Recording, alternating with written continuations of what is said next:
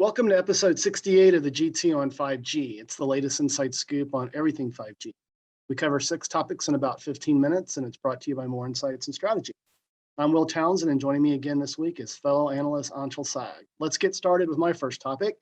And this week, Ericsson's CEO apparently had an interview with Light Reading, and he was discussing Ericsson's focus on the enterprise.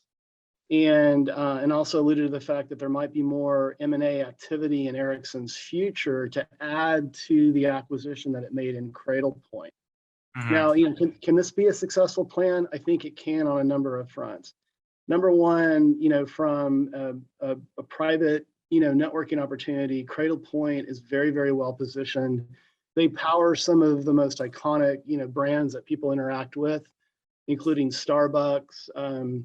I've talked about this in the past, the Redbox mobile kiosks when people were using those quite frequently. And the other aspect of Cradlepoint is that they are a domestic infrastructure supplier. And not that the U.S. has had concerns around, its European counterparts, relative to, China companies like ZTE and Huawei. But certainly, I think it's a smart, move on their part to consider M&A. They would be very wise to consider U.S. companies, and there are quite a few like JMA Wireless and others.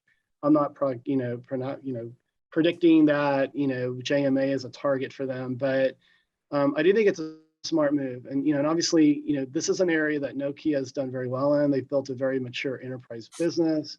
I've spent plenty of time with them, and so. I think it's a wise strategy, but would love to get your insight. Yeah, I mean, there's a lot of opportunities for acquisition in this space. And I think your point to having, a US-based acquisition potentially being the right move would be a good one. I also think that, there's probably going to be a lot more down the road that they'll want to acquire in terms of services, especially if we're talking about so like Open RAN and other things like that. So I think that might be a target as well. But other than that, I think you're right on the money. Yeah, no, it's impressive. I spoke with Cradlepoint's chief marketing officer at the Big 5G event. I may have alluded to that on a prior podcast. And, what he spoke to was, they were making investments in 5G well ahead of many of their competitors, and they really feel like they have a mature roadmap, and they do have a very robust set of products. So it'll be interesting to see how things wind out there. But let's move to your first topic this week, and you want to talk about another OpenSignal 5G report. Yeah, so I saw this OpenSignal 5G report. It's very extensive. We'll include the link to it in our podcast links. We'll post it on our Twitter account and things like that.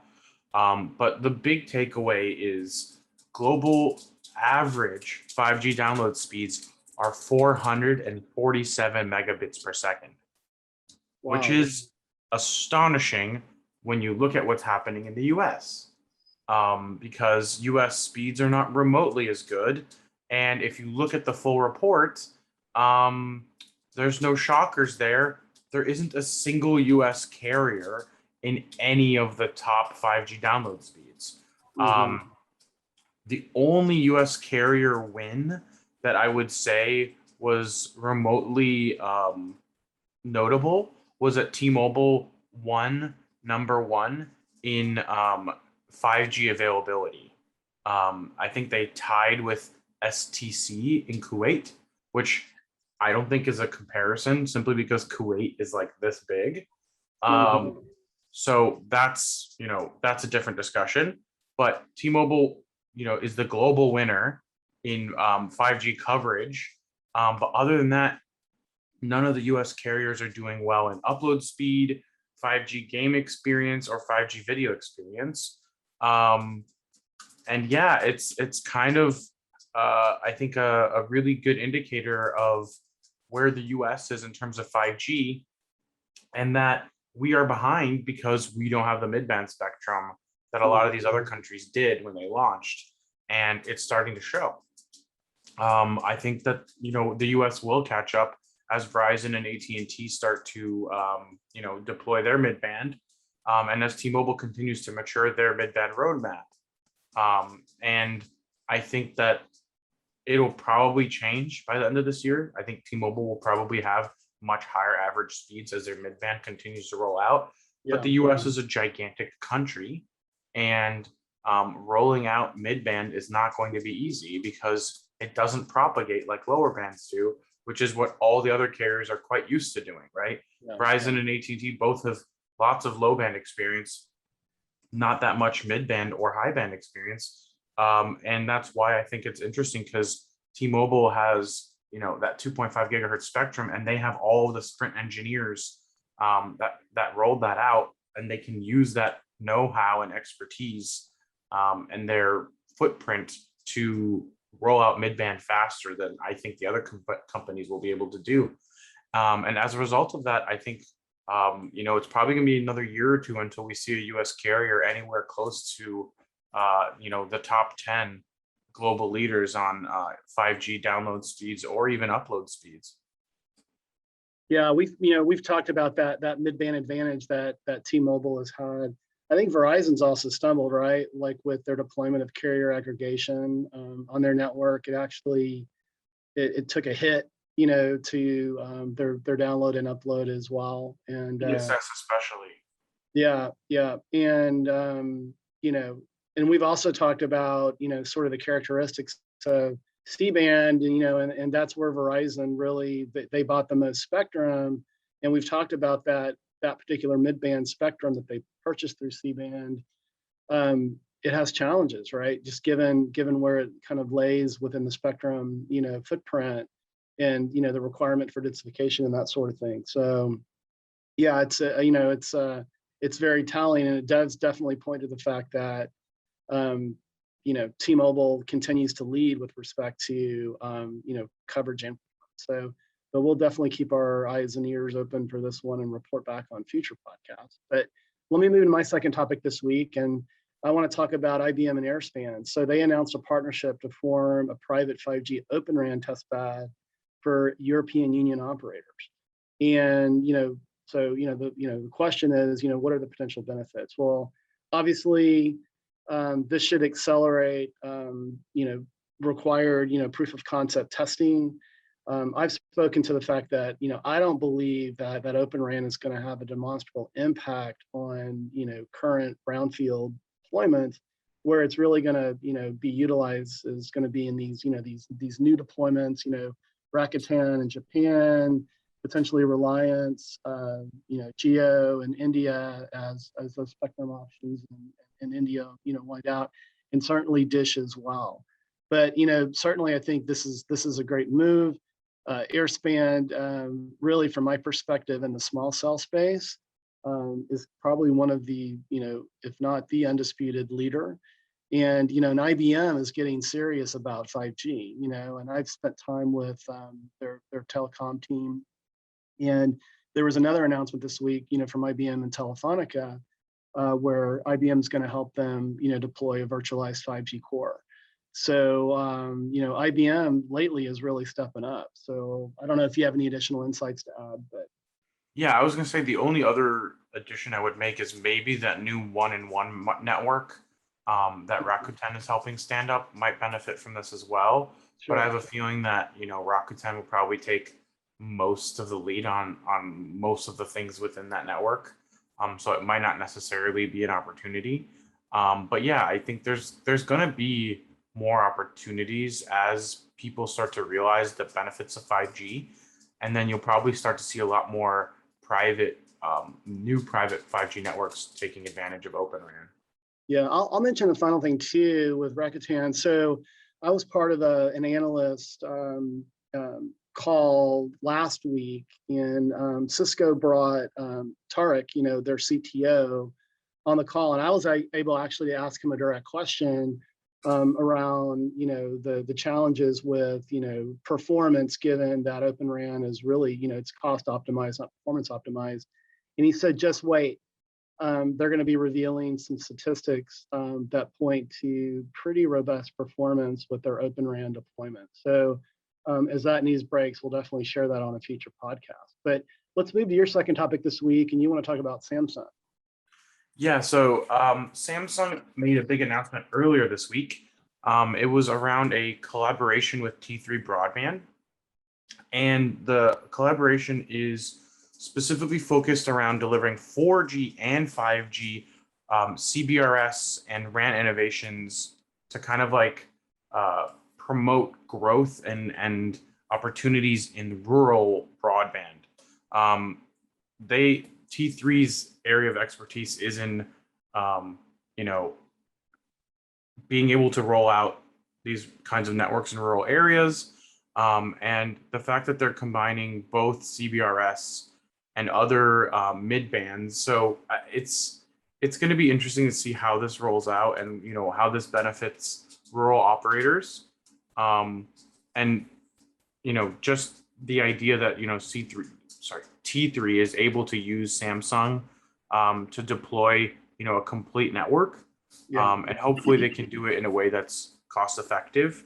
But yeah, it's just interesting to see Samsung continuing to get wins in the U.S. And take advantage of um, the fact that they already have experience in CBRS in the U.S. Yeah, I mean, Samsung on the device side, they were one of the first to introduce CBR support, on the Galaxy handsets. And you're right. They're winning in the U.S. even beyond their initial launch partner in Verizon, right? We've spoken to that on prior podcasts as well. So it seems like Samsung Networks is really stepping up and they're beginning to take more share. And that's a great segue to my third and final topic this week. Is I want to talk about T-Mobile's fixed wireless access service footprint. They recently announced an expansion of that coverage to 51 new major metro areas. So that brings their total footprint to over 600 locations throughout the United States. And I've spoken to FWA as a key element in helping to bridge the digital divide, to those areas that are underserved, by fiber, backhaul, that sort of thing. And they are just kicking ass with their FWA deployment. When you compare it to Verizon, Verizon is only in 57 major metro areas. So this expansion almost equals Verizon's entire footprint. And then it takes it to again, over 600 locations. So, here's another area where, T-Mobile is really kicking some ass. So what are your thoughts? I have some mixed thoughts. One, I actually have the T-Mobile home broadband solution. It's incredibly easy to use. It's very easy to set up. It's basically, we use a Wi-Fi 6. It's a very modern solution. There's still some room for improvement, but I think the real thing is that it needs mid-band. Because if you look at the performance without mid-band, which somehow I'm able to get this without mid-band, it's mediocre. But when you have mid-band, it's a lifesaver. Like I've seen multiple journalists write about how they left Spectrum and switched to T-Mobile because T-Mobile's faster and cheaper. And T-Mobile's very aggressive. They're promoting $50 a month for this service. So they really want people to switch over. And admittedly, their costs to deploy this are very low once they have mid-band in place. Because the reality is that if they have enough capacity with mid-band, they can get a lot done. So I think with mid-band, this is really their strength, and I think long term, all fixed wireless will be anchored on the mid-band, with the exception of Verizon's millimeter wave. But even I think Verizon will probably start to offer fixed wireless in places where they don't have millimeter wave because they'll have enough capacity between their C-band spectrum, CBRS, and even maybe some other bands that they might acquire. So I think that this is going to be a long-term technology for everybody. And yet, to your point, T-Mobile's execution on mid-band and just overall 5G deployment has given them an opportunity to get ahead of the competition. Yeah, I agree. We're still in the early stages of this, and you make a very good point. Once T-Mobile can effectively deploy mid-band against that FWA footprint, it's gonna potentially be a game changer. So, but hey, your third and final topic this week, you want to talk about Ericsson as well, but you want to talk about a new Massive MIMO antenna. Yeah, so last week we spoke about how they rolled out some really low power efficient equipment. Yeah. And that was in the UK, and power is going to be a big discussion long term. But another thing that's going to be a big discussion long term, and it kind of already is this new RAN equipment is a new radio. It's the Air 3268. It's for Massive MIMO, specifically 5G. It weighs 40% less than its predecessor at 26 pounds and packs 200 watts of output and is designed specifically for mid-band deployments around 3.5 gigahertz. And they are kind of looking at saving 10% of power just on this as well. So this is a savings of weight, and it's also a savings of power. And these are going to be things that matter long term to many operators, because, as you know, one of their biggest, if not their biggest cost, is power, because all the equipment needs to be on all the time. You can't just turn it off when everybody goes to sleep. Right. So there's a lot of opportunities here, and I think that the reduced size and weight is going to be really important, because they're going to have to deploy mid-band in a lot more places, and maybe in places where they don't have as much room or as much infrastructure to handle the weight that they might need. So having fewer antennas in more places might be something that might be more appropriate. But it's a welcome improvement, and I hope to see more companies adopting this along with what Ericsson is doing. And I think Ericsson is kind of the scene as the leader in a lot of places, especially on the edge of innovation.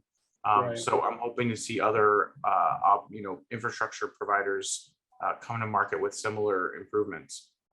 Yeah, Ericsson's had a traditionally very strong footprint within radio access network, and this points to it. And the power savings is huge. I think we've talked about that in the past, from an OpEx perspective. But just the reduced weight as well. I mean, you make a very good point. It's just going to provide, operators more flexibility, to get these things stood up, more, ubiquitously. And I spent time, with Sprint, at a couple of Mobile World Congress LAs ago, and John Saw was sort of demonstrating kind of the evolution of, moving to Massive MIMO and packing more antennas on that array, and just what it does from a footprint perspective. It also reduces the need to have all of that gear associated with it as well. So you're shrinking the radio units as well. So it's quite impressive. So, but hey, buddy, another great podcast this week. Why don't you take us home? Absolutely. We hope our viewers and listeners found this week's topics interesting. If anyone out there would like to provide us with insights on a specific 5G topic for a future podcast, please reach out to us on social media. Will is at Willtown Tech, and I'm at Anshel.